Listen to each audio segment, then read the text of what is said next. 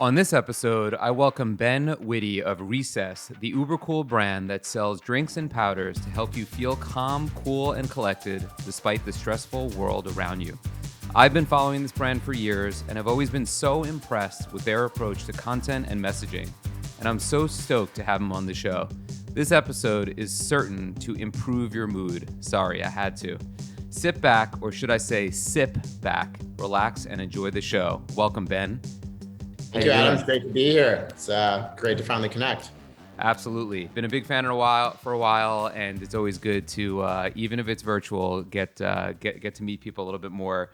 And my first question for you is, why does Recess exist? Yeah. So, look, I guess I'll tell kind of the origin story and my background real quick. So I grew up a creative, in high school. I was really into filmmaking and thought that's what I wanted to do, but ended up studying undergraduate business in college. And, I'm 33, so I graduated in 2010, right when the Silicon Valley startup scene was emerging, and was attracted to what was happening there, and spent the first 7 years of my career in San Francisco, and really just got hooked on entrepreneurship. And I look at kind of Silicon Valley, everyone talks about it, as a place for technology, but I really think it's about company building. And I ultimately realized, I someday wanted to start my own company, and decided just to kind of quit my second job at the startup that I was at for 4 years and kind of go out on my own and kind of explore the world. And knew I wanted to build something in the consumer space because I think that aligned to my passions and strengths and what I like to think about. And this was right around, I'd say the original, origin of Recess was right when Trump got elected. I remember thinking to myself, I don't know anything about the future other than that it's going to be crazy. And that really what Trump signified to me was he was like really more the symptom of this transformational period in history that, we're clearly living through, and that people, were stressed out and anxious because of, many reasons, primarily, technology and all the second order consequences of that on our life and, various things. And, so that I'd say is like, quote unquote, modern times, or within an antidote to modern times. And then about a year later, I was in New York. I joined two friends in like a brand incubator model. And we were basically going to start multiple consumer companies. And I had started to see CBD oil bubbling up on the periphery, kind of in natural food stores. And I've always been, kind of your typical stressed out, anxious, wired millennial. And so I was attracted to kind of the proposition, that it offered, something to help you feel kind of calm and balanced, and started using it. And I just had a number of insights from the experience, like the first being, I'm not the only one that feels this way. But I think more importantly, I think what CBD represented to me was the arrival of a new consumer need state focused on calm, balance, relaxation, as opposed to stimulation from caffeine and intoxication from alcohol. And that is what was most interesting about CBD, not just the compound itself, right? And that, I looked at CBD as, basically the user experience of putting oil that tastes like grass on your tongue cannot be a great one to deliver it. But the way to think about it is, as a compound no more interesting than caffeine or alcohol, ultimately just a commoditized functional ingredient that enables a feeling. And I was like, well, who are the biggest caffeine companies in the world? Starbucks, it's Red Bull, it's Monster, it's Coca-Cola. None of them are marketing caffeine. They're marketing how it makes you feel. And so I'd say that key insight drove everything, right? That the big idea here wasn't just CBD, but rather, again, this idea of relaxation, and that I would want to build an entire brand and business plan around that idea and kind of reject the premise that this is the CBD category, right? And I would always say, like, I've never heard anyone refer to Red Bull as a caffeine company, right? It's fundamentally about the feeling, it enables. So started out as like a CBD sparkling water. Then I realized that there are more functional ingredients that can help you feel calm, like adaptogens. And so, in the first version of Recess, CBD is only one of 4 functional ingredients within it. Yet everyone would call us a CBD company, which I found very strange. And that the right way to, architect the brand is to model it again off of Red Bull. It's Red Bull gives you wings, not like this is X milligrams of caffeine and X milligrams of adaptogens. And we ultimately came up with the name Recess. And when that happened, it was like, wow, like the big idea of Recess is the idea of recess itself, right? And so we wanted to kind of build a brand architected around introducing a new occasion into consumers' lives, taking a recess. We wanted to define a new feeling, calm, cool, collected. We wanted to kind of, explain the problem state and antidote to modern times. And spent about a year building the initial brand identity and the initial kind of formulation. It's worth noting when I came up with the idea, I didn't know a single person that had ever worked in the food or beverage industry. I literally had never even crossed my mind to look at the space, which I think is a huge competitive advantage for me because I've been able to approach it with a completely fresh perspective. And I think in addition to innovating on creating an entirely new category, which I think, we are kind of, one of the leaders in pushing forward.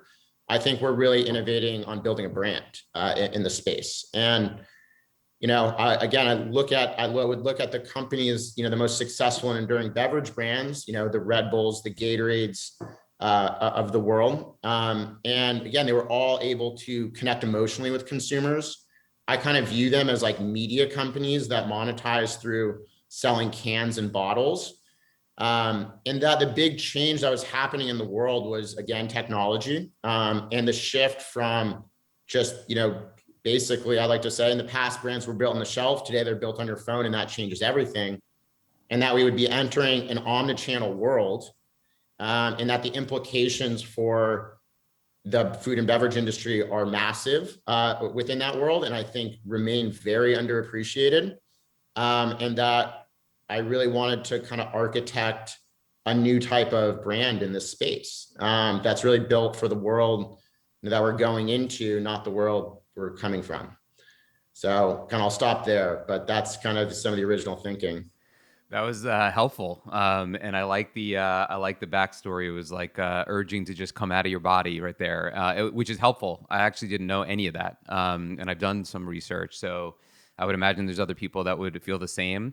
I'm just curious, actually, on the heels of that, when you set out to do some consumer package or consumer products, and you hadn't been in like the CPG or beverage space, what were you first toying around with before you did this? What were like some also rans that like didn't happen, or maybe that did happen that I just don't know about? Yeah. So the idea I worked on before this was not within this space. It's actually a hotel concept. My original first like startup idea, it was back when like WeWork and Airbnb were like, blowing up, and I was kind of living between San Francisco and New York, and a lot of my friends kind of lived that, bi-coastal lifestyle for better or worse. And I was like, I think there's an opportunity for something that's like Soho House meets a high-end hostel targeted at, like the millennial nomadic crowd. And I just ended up concluding way too capital intensive. You're in the real estate development business. Like it's not the right first startup idea. As like cool as it is, like I could concept it, but executing something like that's really, really challenging. It takes a long time. And I'm like, I should probably, drop that for now and go keep looking. Right. And so when I had the recess idea, it's not like I was looking at the space. It was that I saw CBD and then I'm like, wow, this should be applied to beverages. So it's not something like, oh, I'm doing some analysis on this food and beverage space. Like I'd never even thought about it. Got it. Okay. Yeah. It was pretty clear to me, again, what the opportunity was. It was just like, someone's going to build Red Bull for relaxation. Like that makes sense to me. Like that's probably going to exist. Totally. And it was really like that simple. Totally. Great. So with that, on your brand, I would say you've accomplished that, right? Like I get asked all the time, hey, can you sort of make us the recess of fill in the blank, like a protein bar or like a chip? I just love what they're doing. I want to be like that, right? And I always say you can't fake cool. If you're cool, you're cool. You can't copy cool. If you copy cool, you're like me, the dad who is not that cool. So when you hear that, when you hear me say that, or if you heard that before, what like pops in your brain when you hear people say that? Yeah. Well, I think, a general like business principle I have, and if anyone's asking me, advice, is that basically that the best startup advice is that there is no generic startup advice, and that like every situation and opportunity requires a unique business plan and approach, right? In this case, I think the advantage that we have over many other brands in this space is that we're marketing a feeling, right? And again, like think about how again, the energy drink companies marketed. Think about how alcohol companies marketed. Corona, right? It's about sitting on the beach, right? Their entire brand is built around that idea. Or how Grey Goose developed itself and got the association with premium vodka and being at a nightclub. Or Red Bull's about stimulation, so they focused on the action sports community to evoke that emotion. I think the advantage that we have is we're marketing this idea, which is really like, I look at Recess as almost like a mentality company, right? And that we're really trying to get into people's minds and help them feel better, right? And so I always had this idea of there are recess you consume in your body and the recess you consume in your mind, and they're literally of equal importance. Like I always viewed our Instagram as a product. It is a form of taking a recess, just like drinking a recess is. I don't view it as like marketing. And I think marketing has this bad rap in the food and beverage industry. And I have a theory here. If you think about it, like think about all the incredible brands that were built like in the 50s, 60s, 70s that really innovated on brand marketing, like Cheetos and Doritos and Kool-Aid and the Marlboro Man and stuff like that. And then you had like the energy drink companies in the early 2000s, or I guess late 90s, early 2000s, that I think really did an innovative job of, creating culture. And then this better for you movement came, which is a word I don't like because to me, better for you means less bad. And it was all just about organic, non-GMO, low sugar, low cal, high protein, blah, blah, blah, blah, blah. And marketing became just putting labels like these basically, just using these attributes to market. And so when I started looking at this, I'm like, food and beverage marketing today kind of reminds me of those like Microsoft Apple ads where everyone I see is basically just marketing the features and no one's marketing like how it makes you feel like Apple did. Right. And so that's why the original like label design of recess is just recess. Right. I'm like, that's it. That's all you need to say. Right. I don't need to like put CBD in huge letters like everyone else is doing. I just need recess is the big idea here. And I'm going to architect an entire cohesive brand world from the label to the messaging to the Instagram to the website that all consistently would evoke, a calming, but like also inspiring and kind of creative feeling. Right. And so using our, and so I think, going back to our launch, for example, like, I launched this out of my apartment with one other employee, and we just did a D2C launch and it's not in it, but we did a D2C launch because we wanted to kind of, introduce this idea into the world. No one was looking for products that help you relax back then, really, right? At a very large scale. And even the ones that existed were just marketing the ingredient. And there wasn't really an entire brand built around this idea. And so the point of the launch was to use our website and our Instagram and the press to introduce this idea of taking a recess, this feeling of calm, cool, collected, effectively our brand strategy, where I was like very consistent. I'm like, we are modeling our company on the early days off of Red Bull. Red Bull marketed a new feeling. It's integrated into a specific community, the action sports community. We focused on millennial creative culture. It used content and collaborations and events to also activate that. And so that was it. That was the strategy. It was like, I'm like, what are the lessons I can apply that Red Bull and Gatorade and the biggest company brands in the world used, but when the company is based in my apartment, right? And that was just starting with like one Instagram post a day. Like that was basically our marketing strategy for the past 2.5 years, right? One Instagram post a day. You know, we did Recess IRL events and collaborations. I mean, we spend very little money on, you know, on paid media. We just started, you know, relatively recently. We've done no paid influencer marketing, no photography. You know, it's very simple. And it's all about like, what do I want someone to feel when they drink a Recess? We want them to feel thoughtful, clever, creative, introspective, inspired. And so we have to kind of create content like that every day, which kind of evokes that emotion. And kind of the final point I'll say there is, you know, I had this idea of like, to connect with the creative community, you have to create yourself. Like creatives respect people that create. And if you're creating every day something super thoughtful, I think you just over time, you're like, you know, I'll have what they're having is another idea I had, which is like, there's this idea of I'll have what they're having. And I think millennials like really want to feel seen by a brand. They want to feel like a brand understands them. And I think we kind of convey that, where it's like, you know, Recess is made by one of you, not above you, you know, not someone above you. It's not like some corporation that did some, you know, MBA analysis about this. It was just like, no, this is a product like I want for myself. And I think my friends would like, and I think many other people, you know, like us would like, and far beyond that. And so I think there's like an authenticity to it that comes through.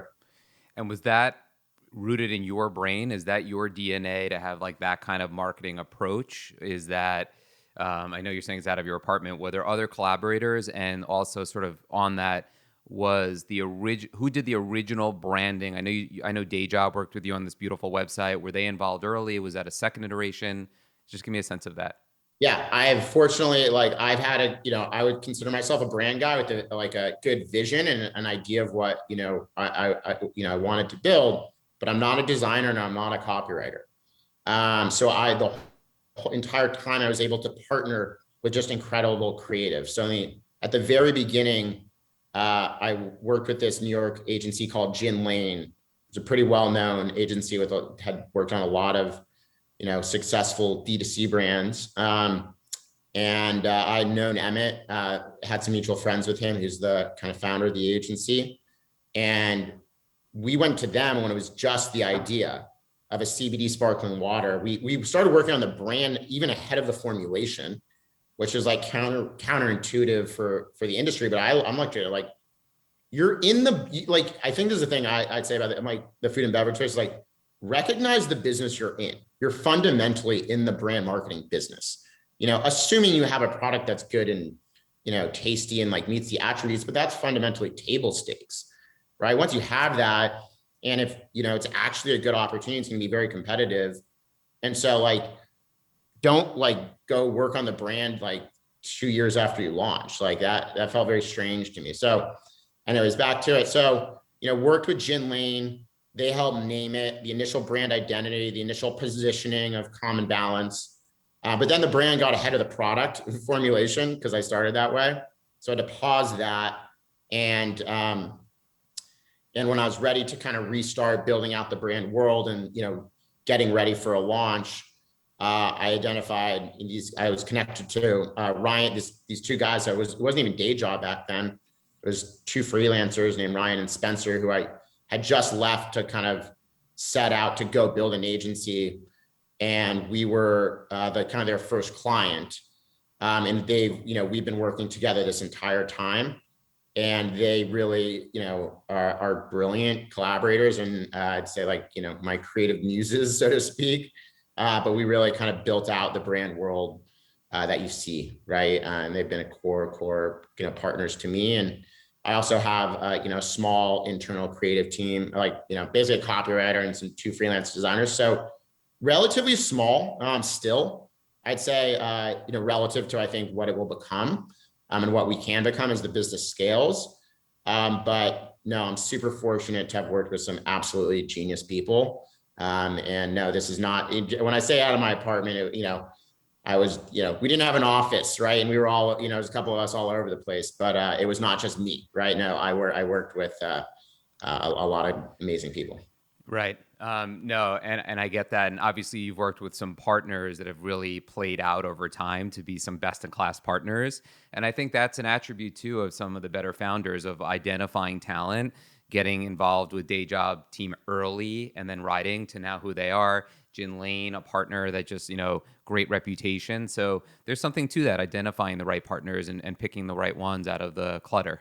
Yeah, just to build on that point, if again, when I'm talking to founders, identifying undervalued talent is arguably the most important thing, and the key is undervalued too, right? Because you can't hire the top, like not even top. That's not even the right word.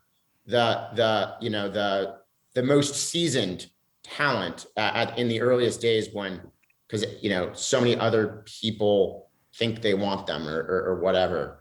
And there's so many examples of that, in the Recess story. My COO Simon, as a is a 25-year CPG exec, started his career at Nestle, was CEO of a nutrition bar company, and he lived in Boise, Idaho, and we just hit it off. And he joined me 6 months before we launched, and you know we built this business together. Jason, the guy I formulated Recess with, I met because I was out at a bar and I met someone and I was looking for a partner, and he lived in upstate New York and was making syrups. He had made like one drink, but like, this is not a guy, like he's not like a traditional, formulator in the grand scheme of things. And I took the train up there every Sunday for 6 months, and we just like hacked on Recess and figured it out. And like, now he's leads, innovation and production for us. And, these are so many examples of that, like, and I think it's so critical in the earliest days that those are the types of people you want, right? And they, it's important that everyone believes in the vision, but a lot of times, the most seasoned, experienced people have a hard time, I think, thinking outside the box, and actually thinking in innovative ways. And this is an industry where things have been done the same way for a very, very, very long time. And that's one thing, I've, learned as this scales, is just the importance of that, willing to think differently, but also I think the key to innovation is identifying where to think outside the box and reinvent the wheel, and where to, do things the way they've been done. Like, how we produce cans and procure cans and, get to go to market, at least in the retail world, like there's a way that's done, and you're not trying to like blow that up. How we think about digital, how we think about omnichannel, how we think about brand building, how we think about regulation, even, I think is fundamentally new. And so I think that's the key, is like finding that right balance, right? And so the best manifestation of this is no one that's worked on the marketing of Recess has ever worked in the food or beverage industry, and everyone else is, and basically every other function is like, best in class, from various parts of the industry, right? Totally. I love that. I was listening to Alex Lieberman from Morning Brew the other day talking about, finding his co-founder, and that he's like, if we had any media DNA, we would have never launched Morning Brew. We would have never been in this space. We would have never done it, because everyone that has done it would have said, email newsletters are dead. You guys are crazy. You shouldn't do it. So that was like the single biggest thing to hang their hat on. And they've grown this amazing company for such young guys at such an early age. And this is reminiscent of that. I think it was definitely a mover advantage for you to have not been bogged down by that. But I would say, again, I only know you like 25 minutes actual, other than some LinkedIn posts and some emails. It takes a lot to be able to make some of those calls. That's the thing, is that you're faced as a founder with these kind of decisions all the time. And more often than not, people make the wrong choices, and often the wrong choices for the wrong reasons. And so it sounded like you were sort of a man on a mission. And I love that you were on the brand marketing first. I say this all the time. Brands come to our company at Circle late, and they're like, well, now we want to have a brand. And we're like, well, what is your brand? And they're like, I don't know, but we don't want to just be an Amazon arbitrage. We want to be a brand. And it's like, dude, we gotta reset everything here. And that's why branding firms do well, and they keep, doing rebrands, but they have to find that ethos, and it's got to be core early, I think. Totally agree. And, I'd say what I believe is in narrative driven brands. And I think that's what you alluded to it earlier, like, around our messaging. I agree. I think everyone talks about the visuals of Recess, the colors, all that. I actually think it's our messaging and our voice, which is the even more important and more valuable. And the reason I believe it's going to be increasingly true is because basically architecting a brand for an omnichannel world is just a fundamentally different exercise than an analog world. Like in the past, a brand was just a name on a package that had existed on a shelf. Like it didn't have to have anything to say. It didn't have to like connect with its customer base and community on a daily basis, like an Instagram and beyond.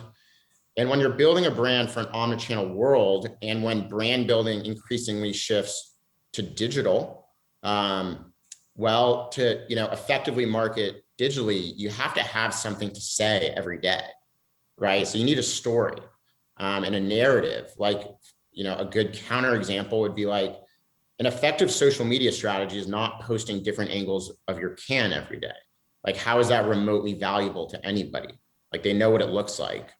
And so that idea really drove, the strategy of Recess, which is, I almost think the beverage industry has always been about generating a massive amount of brand awareness and brand engagement to drive retail sales velocity.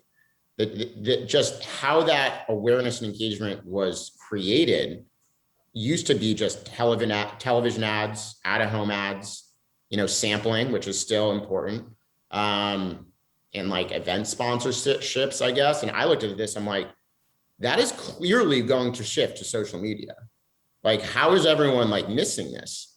And that basically the whole idea of the beverage industry was to reach people before they get into the store. And I'm just like, I'm going to reach people in a new way. And it's all about fundamentally generating earned media. And so I believe in this idea of like, you want to architect a brand today that will be well positioned to say something every single day, something interesting. And that's also well positioned to like integrate into culture and create a lot of earned media, right? And so we get an incredible amount of sharing, people drinking a Recess and sharing with their friends. Well, it's pretty to photograph and it stands for something, it represents something. Our Instagram content will often get shared hundreds of times, thousands of times. What I'd like to say about social media is, it's not about just your followers, it's about your followers' followers. So we have 85,000 Instagram followers or something, but they each have 500, 1,000 plus followers. So that's like 85 million followers you have access to if you get them to share and talk about it.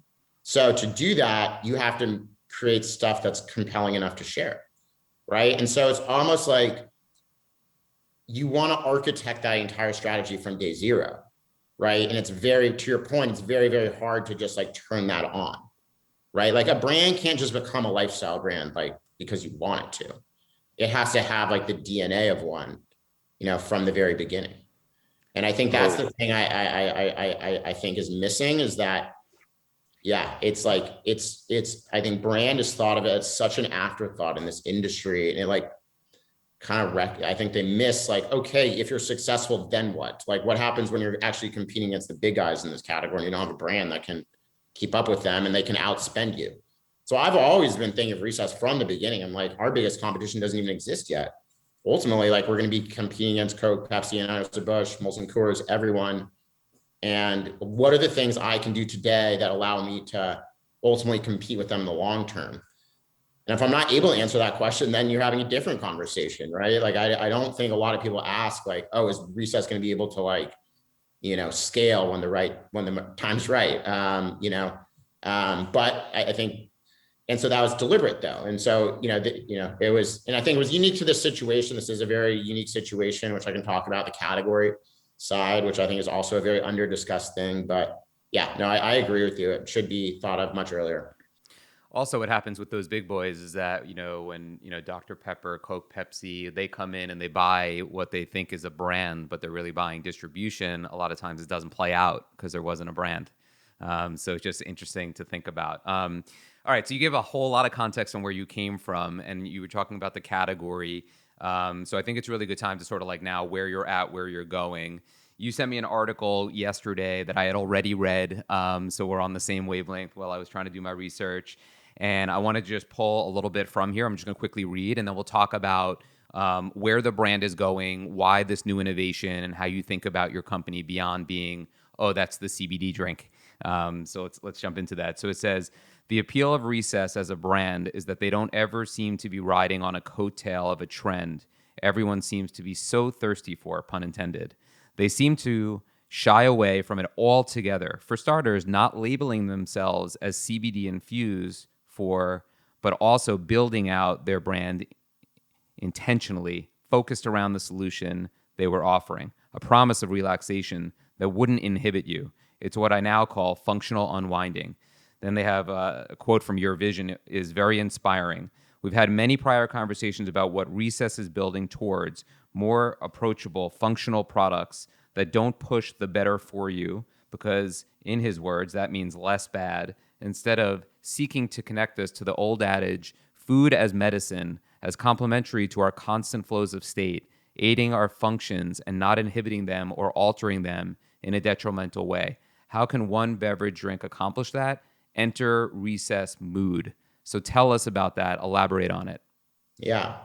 So first off, Andrea is an amazing writer in the food and beverage space, and I would really encourage everyone to subscribe to her Substack. I think it's called Snack Shot. Agreed.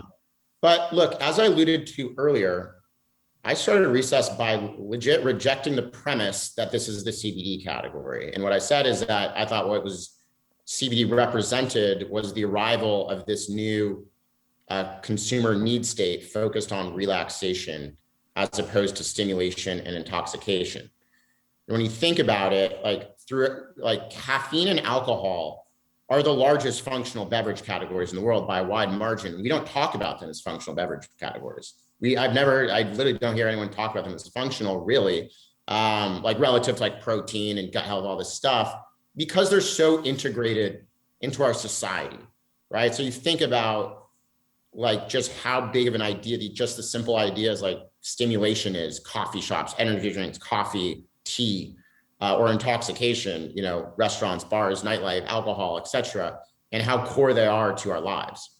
And I think the reason that is because they're the two categories of products which effectively like alter our state of mind, right? And we use caffeine during the day to give us enough energy to power through effectively so we can work. And we use alcohol at the end of the day to kind of intoxicate ourselves and take the edge off.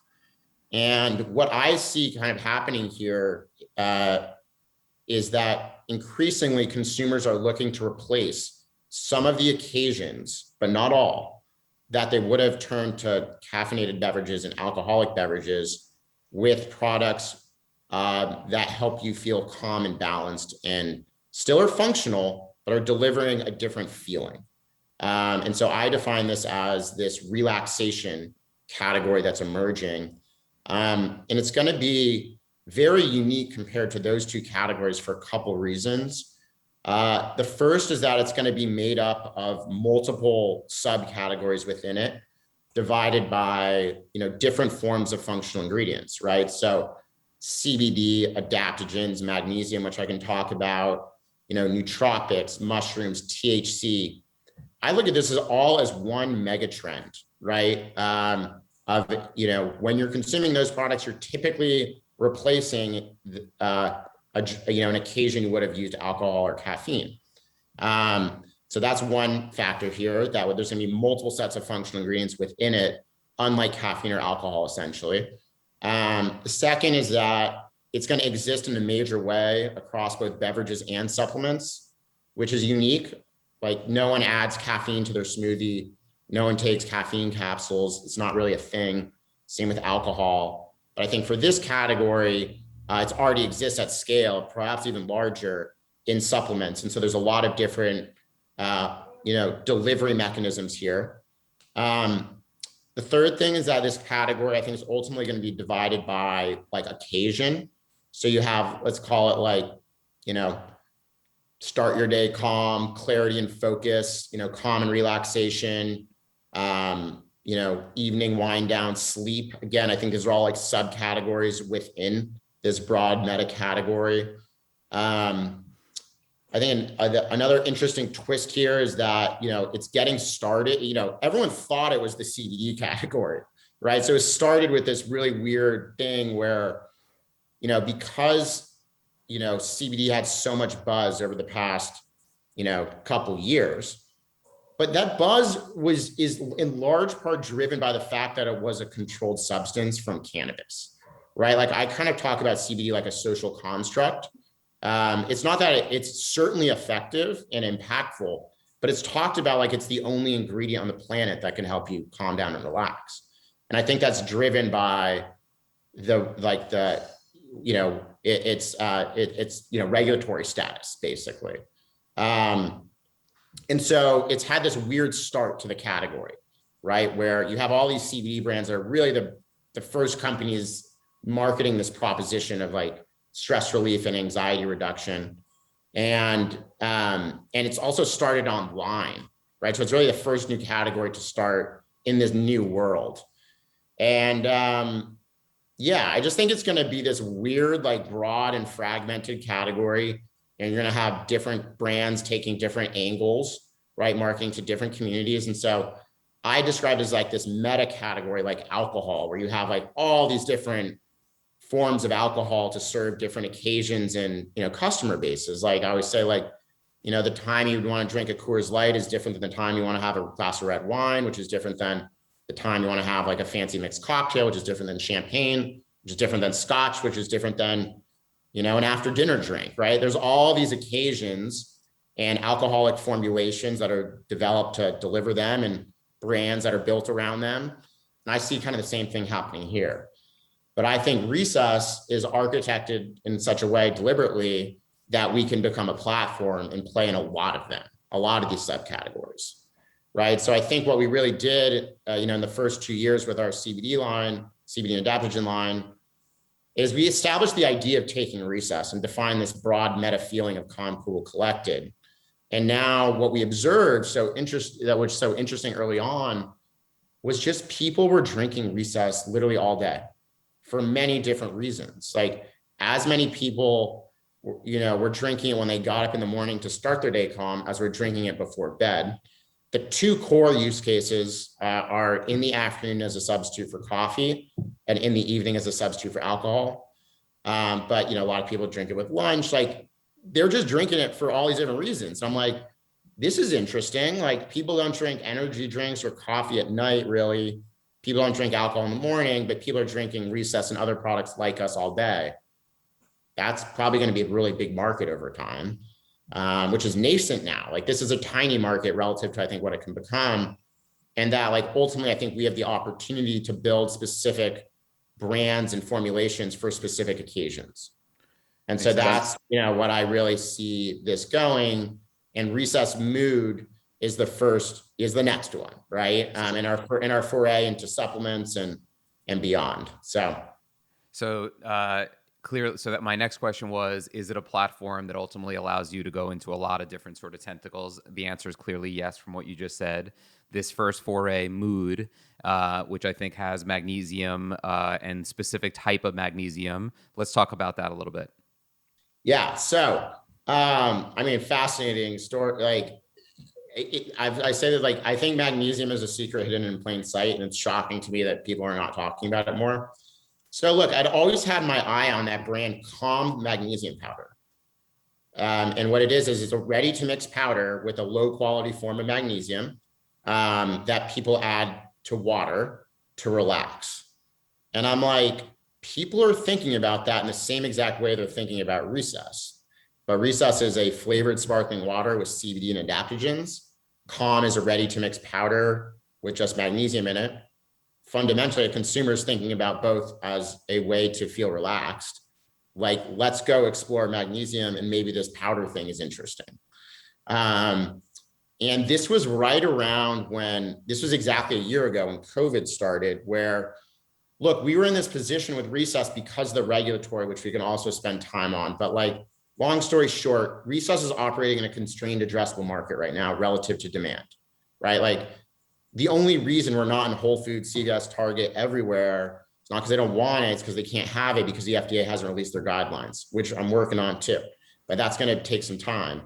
And so, but what I saw is like consumers don't even think of us as a CBD brand, right? Like really, they think of us bigger than that. And like, obviously the brand, I very deliberately like tried to disassociate us with CBD, knowing that like this was ultimately the vision to become a platform. And so when COVID came, you know, as unfortunate as it was, it gave us the opportunity to, you know, not slow down because we did grow the business 300% year over year. You know, we're still nascent, but it's pretty good growth. But also have the time to go build out this new line called Recess Mood. And so, look, we started to look deep into magnesium, just understand like what it was about, what its role in our health and stress responses are. And it's this really interesting story. So basically, most of us are magnesium deficient. The reason we're magnesium deficient is because our food that we eat, fruits, vegetables, meats, doesn't have the nutrients it once had.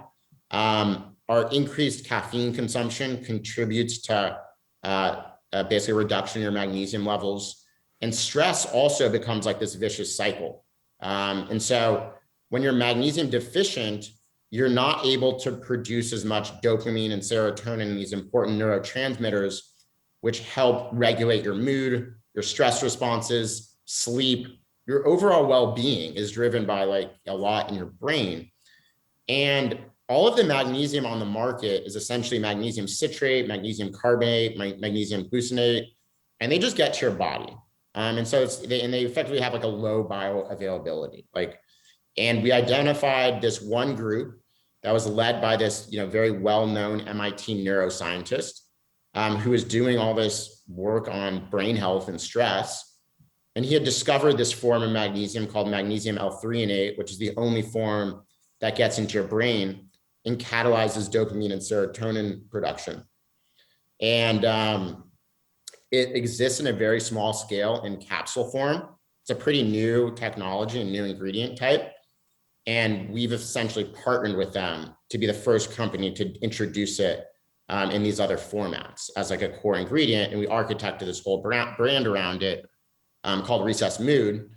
And you know, the reason we call it mood is because what it's doing is literally, again, increasing serotonin and dopamine, which makes you feel happy. So it's like calm the mind, lift the mood. And I think it's a very accurate description of the feeling. And interestingly, many people are saying that they actually feel this line even more than the CBD line, right? So and a lot of people are saying, oh, this is going to be like diet Recess. I'm like, no, you're like being manipulated. Why do you think that CBD is the only ingredient on the planet that can help you relax? It's very strange to me that like people would assume that there's nothing else out there. And so, you know, that was the thinking of the line. And look, I think what's interesting about the platform we have now is that we have, you know, people are going to be using multiple Recess products in a day. Like there's a lot of people that are you know, we just see in our D2C, you know, in our data, initial e-commerce data, but you know, there's a lot of people that have been on, you know, subscribed users that are buying the unflavored powder and they're going to be adding it to their smoothie or coffee in the morning. Start your day without Recess, you know, have a Recess Mood or Recess with CBD in the afternoon or evening. And you can just see us over time kind of creating specific products for specific occasions, right? The stick packs are at taking a Recess on the go, right? Keeping your bag, keeping your car, keeping your purse, you know, time you're not going to have a can with you, right? So I really view these as incremental. And, you know, fortunately with, I think the brand architecture, they're all just different forms of taking a Recess. And so like we can basically market this, you know, one idea and then we're doing a lot of specific marketing around the different lines, but, you know, I think we have this advantage of just like, you know, they're all just different forms of taking a Recess. And so it's going to be very hard for, I think, other, other brands in the space that don't have the brand architecture that we do to go do something like this. And also it's like, again, if you assume our biggest competition is Coke, Pepsi, you know, these guys, like they don't have an interest in supplements. They have no advantage there. And this is a way for us to compete with them, I think long term. And so I believe in this idea of like, compete on dimensions others can't compete with you on. And also ask the questions like, why hasn't anyone done this before, really? Like, there are some brands that are doing beverage and supplements. There's been some protein, electrolytes, but not really, I think, at scale. Bang did it too.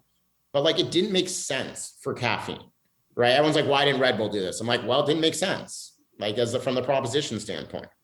And so I think this is I think a unique strategy, for the beverage industry, because conventional wisdom is just like, do one thing right. But given the situation here with CBD regulation, with the dynamics of this category, with us being I think in this early but leading position, I think it was I'm going to go kind of become a platform early relative to what you would do in a typical situation. I'm a buyer. I'm all in. It makes a world of sense to me. And you're creating a nice moat around what you're doing for sure. And it might not be how you originally set out, but again, my hat's off to you as far as like seeing where the headwinds are and where the tailwinds are, and then understanding where you can have a competitive advantage. And I haven't tried the product yet, but I definitely plan to. Hopefully we'll have some getting over here. It'll be there soon. Yeah. Awesome. I'll make sure it gets there soon. Awesome. Well, this flew by. We're already like 45 plus minutes in. I feel like you're the first guest I would maybe have back at some point to see like, how is this going? Maybe the next, I'm sure you have a lot of innovation coming the next time around. Maybe we'll have you back as that sort of repeat guest to catch us up. For people who don't already know, where can they find the product? Where can they find you online? Yeah. So our website is Take a Recess. Our Instagram's Take a Recess. We recently launched the Mood line on Amazon, which we haven't, it's a little behind the scenes right now, but we'll be making a big push on Amazon. We're in about 2,000, retailers nationwide, and kind of independent and regional retailers. New York, Texas, California, Pacific Northwest, Chicago, primarily.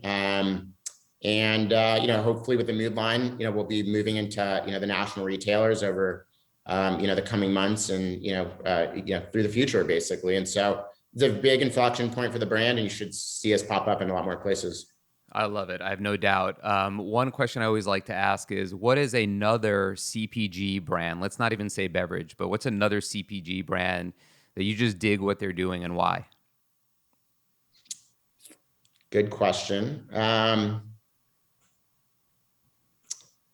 I like what June Shine has done in like the hard kombucha space. I'm friends with those guys, but I think they really, one of the things I saw about the hard seltzer space is that I look at White Claw and Truly as brands that were built the old way. Like it's incredible what they did, for sure. But essentially, it's the same business plan Coca-Cola ran 100 years ago, right? And I'm surprised they haven't really tried to become more of a lifestyle brand and integrate into culture more. Like they didn't need to, right? Because it just exploded so quickly.